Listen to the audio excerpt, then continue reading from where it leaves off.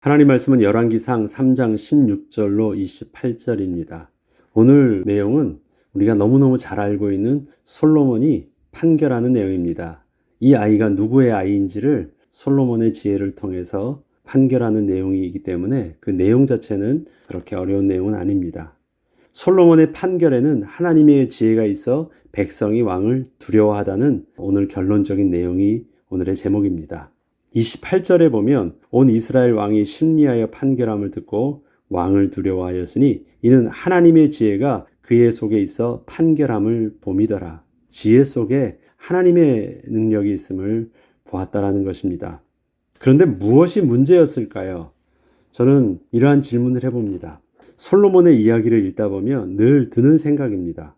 그는 하나님이 주신 지혜를 가지고 백성들을 잘 다스려 백성들은 가장 부강한 나라에서 주변 국가는 아무런 전쟁이 없이 평화를 누릴 수 있었으며 솔로몬은 모든 나라에서 가장 존경받는 왕이 되어 있었는데 솔로몬에 대해서 우리가 말할 수 있는 것이 솔로몬에게는 일반적인 세상의 왕들과 다르게 특별한 지혜가 있었다는 말 외에는 별로 할 말이 없습니다. 여러분들이 솔로몬에 대해서 특별히 인상 깊게 기억나고 있는 어떤 영적인 교훈이나 신앙의 훈련은 뭐 있습니까?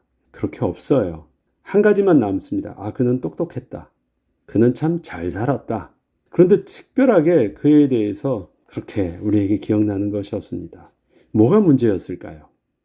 사람들 중에서 일반적인 사람의 능력을 뛰어넘는 특별한 재주를 가지고 있는 사람들을 신적 능력이 있는 자로 표현을 합니다. 어떤 분야이든 그 누구도 범접할 수 없는 특별한 능력을 가지고 있다면 사람들은 그를 특별하게 바라볼 것입니다. 심지어 존경을 표하기도 합니다. 참 대단하다. 위대하다. 저렇게 되기까지 참 열심히 살았구나. 다양한 그 모습으로 사람들을 귀하게 여깁니다. 이처럼 솔로몬에게도 다른 왕들과는 비교도 할 수 없을 만큼 특별한 지혜가 있었습니다. 성경은 그의 지혜를 하나님이 특별하게 주신 지혜였음을 분명하게 증거하고 있습니다.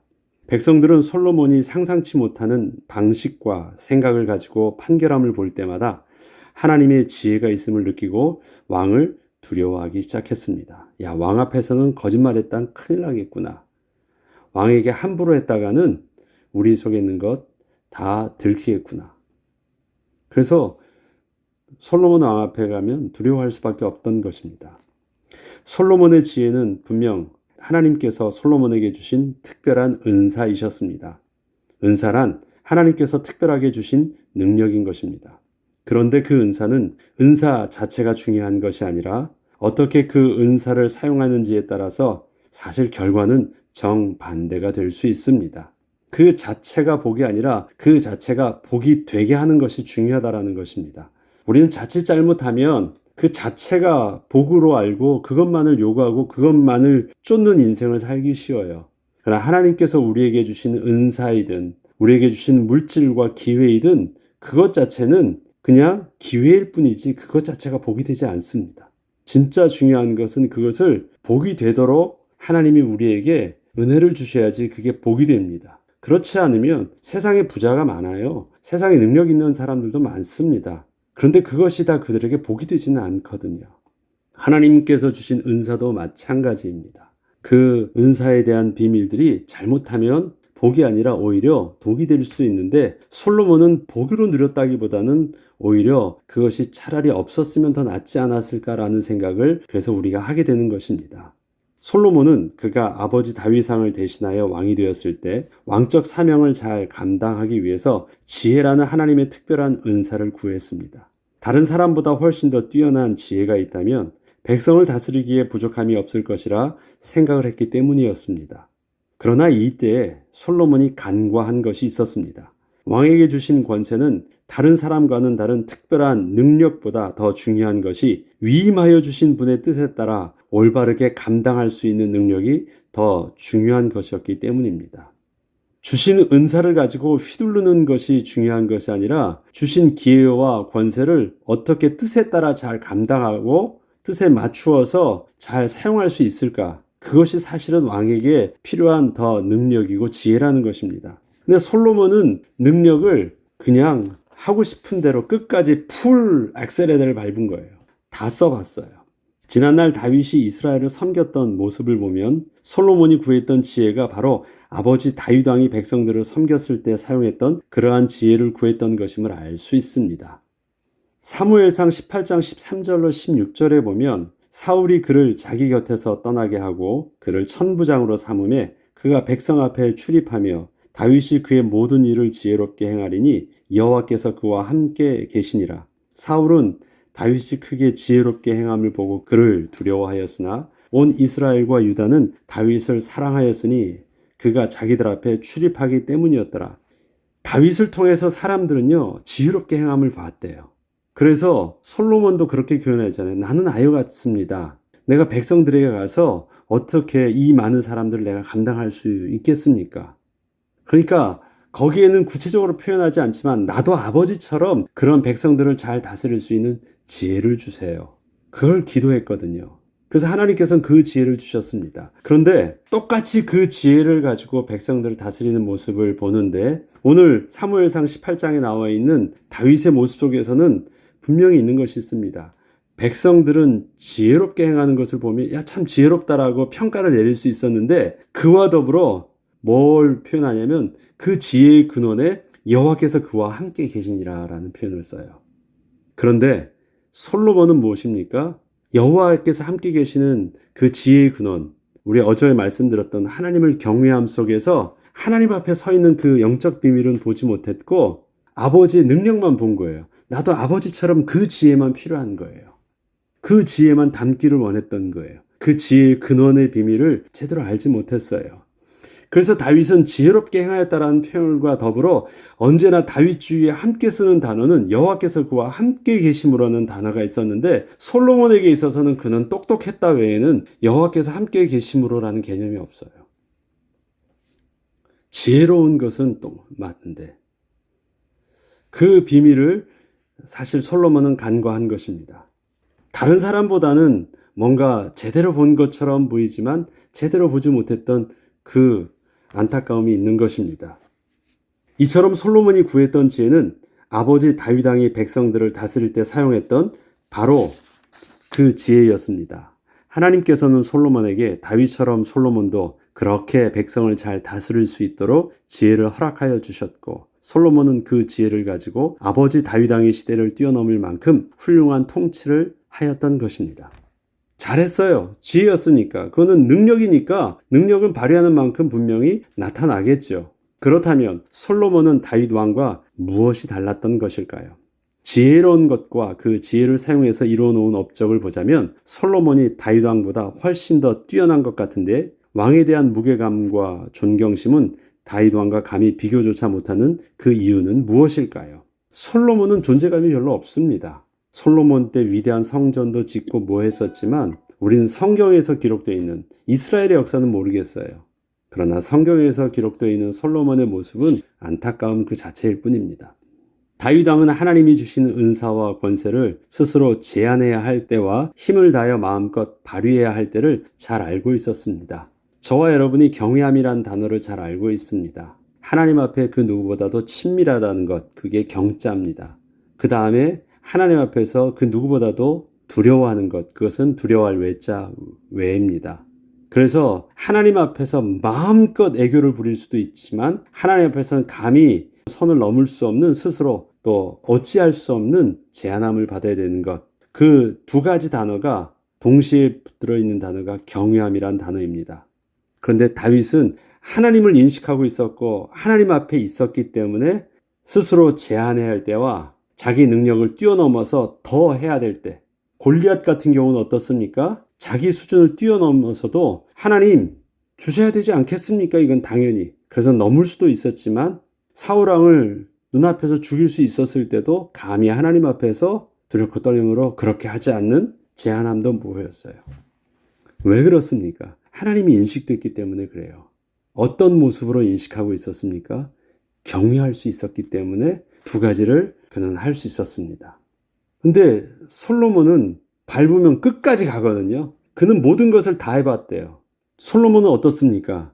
자기 스스로 하고자 하던 일도 할 수 있었던 수많은 기회 속에서도 사실 다윗 같은 경우는 하나님의 주권 속에서 스스로 제안을 하기도 했고 때로는 감당치 못할 상황 속에서도 하나님이 원하시는 일이라면 믿음으로 도전하며 앞으로 나아갔는데 때로는 폭주하는 기차와 같이 스스로 통제력을 잃을 때도 있었지만 여전히 그의 앞에는 하나님의 말씀이 있었고 이미 늦었다고 생각이 들 때에도 하나님의 말씀이 들려지면 즉시로 하나님 앞에 나아가 회개하며 하나님의 징계를 받기를 마다하지 않았습니다. 하나님이 앞에 계시다는 것을 인식한 삶을 살았다는 것입니다. 그러나 솔로몬은 달랐습니다. 그는 하나님이 주신 권세와 능력을 가지고 스스로 마음껏 능력을 발휘하며 백성들을 지도하고 다스렸지만 스스로를 하나님의 주권 앞에서 제한하는 모습은 없었기 때문이었습니다. 다시 말해서 하나님이 그의 앞에 안 보였어요. 하나님을 몰랐습니까, 솔로몬이? 그렇지 않아요. 다 알고 하나님께 예배도 드리고 솔로몬은 지혜를 구할 때 하나님께 일천번제를 드렸습니다. 그러나 실질적으로 하나님이 인식되어져 있는 그 행동의 변화는 그에게 없었습니다. 저와 여러분의 한번 예를 들어보죠. 알아, 나도 그렇게 이거 잘못된 것 알아. 나 이거 그만둬야 돼. 하면 안 돼. 그렇지만 잘 안 돼요. 그러나 결정적으로 내가 그것을 멈추는 순간이 오고 나의 행동이 바뀌는 순간이 옵니다. 언제 그것이 가능할까요? 사실적으로 그 심각성을 인식하게 될 때입니다. 심각함을 이해할 때와 알고 있다는 것과 심각성을 인식하는 것은 근본적으로 달라요. 어느 게 더 실제적인 것입니까? 하나님이 계신 것을 안다고 얘기하는 것과 하나님이 계시기 때문에 그렇게 할 수 없는 나의 모습은 어느 것이 더 실제적일까요? 솔로몬은 모르지 않아요. 솔로몬은 그래서 하나님을 계신 성전도 짓고 하나님이 거기에 안 계시다라는 것도 알고 있고 고백도 하고 기도도 해요. 그런데 성전을 짓지 않았던 다윗이 언약궤를 모실 때의 그 모습과 솔로몬이 성전을 지었을 때의 모습은 다릅니다. 무엇이 다를까요? 하나님에 대한 실제성이에요. 그것이 둘의 인생을 크게 결과를 봤을 때 다른 것입니다. 이론적인 것은 잘 알고 있어요. 솔로몬은 그만큼 똑똑했기 때문에 설명하라면 다 설명할 수 있어요. 그러나 삶 속에서 굉장히 실제적이진 않았어요. 그게 결과를 보면 나타납니다. 솔로몬이 전도자의 심정으로 기록한 전도서의 내용을 보면 그는 왕으로서 재임하던 시절에 해보고 싶었던 것과 궁금한 것은 뭔가 스스로 답을 낼 때까지 극한의 끝까지 다 해보았다고 스스로를 설명하고 있습니다. 다 해봤다는 것이에요. 먹을 만큼 먹어보고 여자도 취할 만큼 다 취해보고 부도 쾌락도 즐겨볼 만큼 다 해보고 연구도 공부도 해볼 만큼 다 해봤다. 나는 부족함이 없었다. 그런데 그렇게 다 해보면 가보면 있을 줄 알았는데 아무것도 없더라.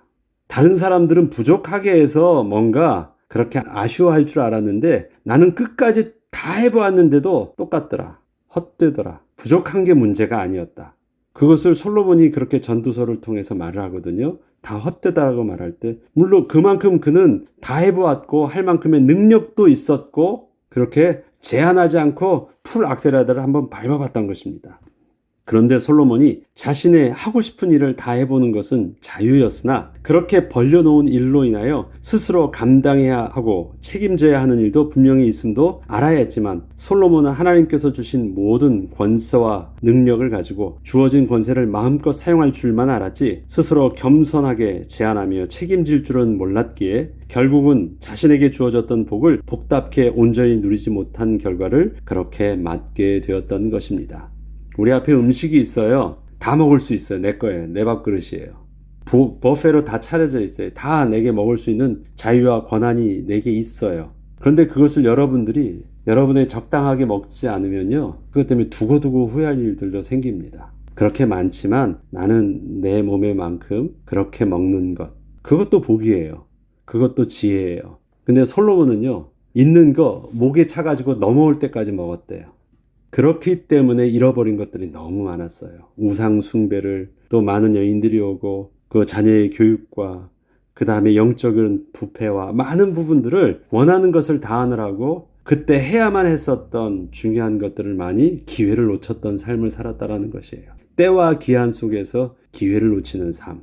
한쪽으로만 치우쳤기 때문에 솔로몬에게 주어져 있던 복들은 그래서 솔로몬에게 약이 되지 않았고 복이 되지 않았고 그렇게 해가 되었음을 솔로몬은 나중에 후회하게 되는 내용들을 성경은 기록하고 있습니다. 때로는 차고 넘치는 것보다는 조금은 부족한 것이 더 낫다는 생각이 듭니다. 하고 싶은 것을 다 해보는 것보다 때로는 스스로 감당할 수 없는 연약한 모습이 자신의 본래의 모습을 잃지 않게 하는 비밀도 있음을 우리는 또한 보기 때문에 그렇습니다. 다윗은 왕으로 기름 부음을 받았어도 사울왕, 요압과 그 형제들, 이스라엘 각 지파의 장로들 등으로 인하여 그는 자신의 통치 기간 동안 자신에게 주어졌던 권세를 마음껏 사용할 수 없었습니다. 특히 요압의 경우에는 다윗이 죽을 때까지 다윗 옆에서 다윗을 왕으로서 마음껏 그 권세를 사용치 못하게 하기도 했습니다. 다윗은 자신의 권세를 스스로 제한하기도 했지만 어느 한편으로는 그렇게 누릴 수 없었던 정치적이고 사회적인 상황 속에서 평생을 또 그렇게 살아오기도 했습니다. 신약의 바울의 경우는 연약했던 자신의 모습을 가지고 평생을 살아오면서 이렇게 고백을 하기도 했습니다. 바울은 지금 우리 표현으로 보면 움직이는 종합병원이었어요. 그는 너무너무 몸이 유약했습니다. 고통을 많이 당했어요. 고린도후서 12장 6절로 10절에는 그러한 자기의 모습을 이렇게 스스로 고백을 합니다.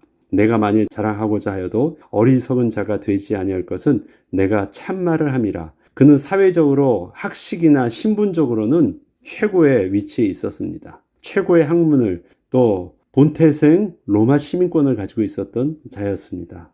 그러니까 사회적으로 그는 뛰어난 위치에 있었던 사람이에요. 그런데 그에게 몸이 질병으로 인해서 너무 약했던 것이에요. 그러니까 자랑할 것이라면 누구에게 할 것이 많았는데 자기에게 그렇게 하지 못한 자기 몸에 가시가 있었음을 이렇게 표현합니다. 여러 계시를 받은 것이 지극히 크므로 너무 자만하지 않게 하시려고 내 육체에 가시고 사탄의 사자를 주셨으니 이는 나를 쳐서 너무 자만하지 않게 하려 하심이라. 이것이 내게서 떠나가게 하기 위하여 내가 3번 주께 간구하였더니 충분하게 하나님 앞에 할 만큼 해보았다라는 것입니다. 나에게 이르시기를 내 은혜가 내게 족하도다. 이는 내 능력이 약한 데서 온전하여짐이라 하신지라. 그러므로 도리어 크게 기뻐함으로 나의 여러 약한 것들에 대하여 자랑하리니 이는 그리스도의 능력이 내게 머물게 하려 함이라. 그러므로 내가 그리스도를 위하여 약한 것들과 능력과 궁핍과 박해와 곤고를 기뻐하노니 이는 내가 약한 그때에 강함이라.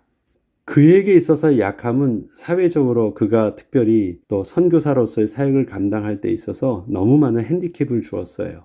그래서 하나님 복음에 유익하지 않으니까 제발 좀 건강하게 해달라고 했는데 하나님은 그렇게 하지 않으셨대요. 바울은 병들어 죽지 않았습니다. 바울은 순교했어요. 그건 무슨 말입니까? 하나님의 시간표 때 하나님이 불러가신 것이에요. 얼핏 보면 병 때문에 아무것도 못하고 더 하고 싶었는데 더 못하고 인생을 종료한 것 같은데 그렇지가 않아요. 하나님이 그를 사용하시는데 부족함이 없도록 충분히 사용하셨다는 것입니다. 오히려 그 약함 데서 그리스도의 온전함이 강함이 나온다는 것을 깨달았을 때부터 그는 기도하지 않았다라고 합니다.